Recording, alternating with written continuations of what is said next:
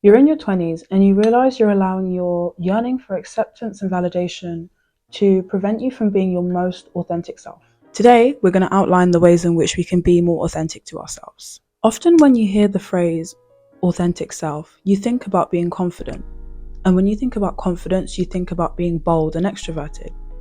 But when actually, if you think about it, to me, true confidence and true authenticity comes when you do exactly what you want to do on your own terms. This means saying yes when you mean yes, and that also means saying no when you want to say no. It can be really easy to blame your lack of authenticity on external factors, such as your job, your friends, your family, your circumstances, things that are forcing you to act in a certain way, so to speak. But have you ever considered which places, things, people, and circumstances would actually stick in your life when you choose to be your very authentic self? Discussion point 1 is honoring your yes and no. Both of these words are a full sentence. If somebody asks you a question, then they should be prepared for both answers, yes or no. I like to use this one, especially when I don't want to do something. No, thank you. That's a full sentence.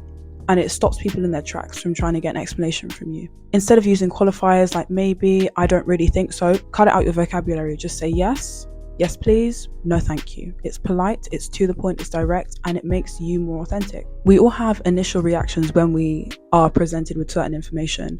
And if we listen to our initial reactions, we would be able to say yes or no very easily. It's only when we're trying to consider other people's opinions and what we should be doing, that the yes or no gets lost in translation. So I implore you, just say yes, please, no, thank you. My favorite one is no, thank you. Talking point number 2, stop explaining yourself. This is something that I continue to work on, and it links to the previous point of no thank you as a full sentence. If you don't want to do something, you do not have to go into any sort of detail about why. If you want to, of course, do, but ask yourself why you want to. No is a full sentence, so is yes. And the bottom line is, this is your life, so you get to choose what is allowed to be in your life. And it's like I have to constantly remind myself every single day, because people make it seem like you have to make adjustments for others in your life. That's not how it works, especially with me not having any kids. Children, it's another story.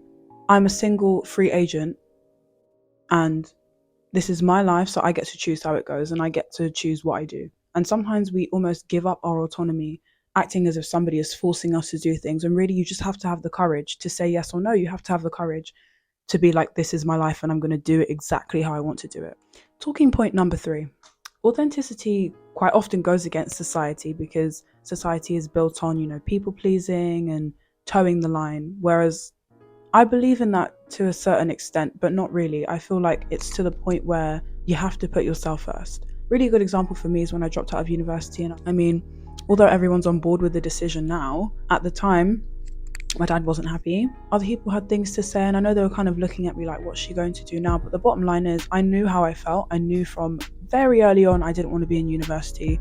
Probably from like the middle of first year, finished first year, continued on to second year, barely finished second year, sent in some shitty essays. If you've watched my university video, you know what I mean. Like, I just started to really not care.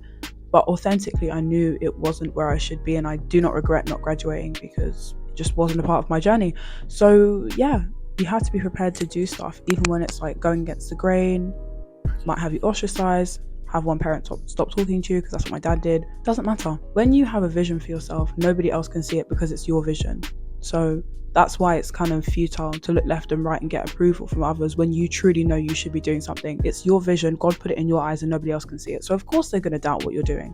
You just have to do it anyway. Leading on from talking point number 3, this is talking point number 4, which is the fact that authenticity looks different to other people. So there's no point trying to convince other people of your point, or that your truth is their truth, because it's not. I'm a very big believer in the fact that although you could have grown up with someone, been around them, have similar life circumstances, nobody's life is the same and nobody's truth is the same. Everybody's truth and perspective is individual to them. One thing that may be true for you is not, do you guys get what I'm trying to say? One thing that is true for you is not true for them at the same time, even if you seem to be living identical lives. I literally have a twin sister. Our truths are not the same. We have similar lives.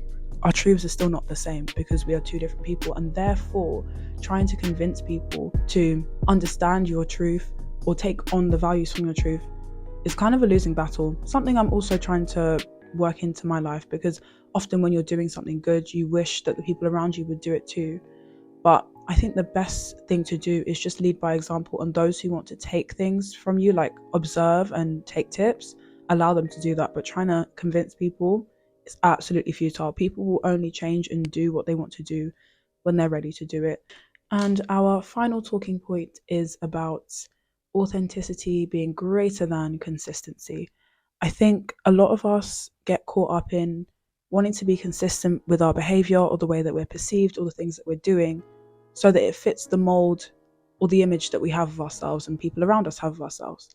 But authenticity goes against that, because in one moment I might want to do one thing, but my authentic self has now changed in like the next month.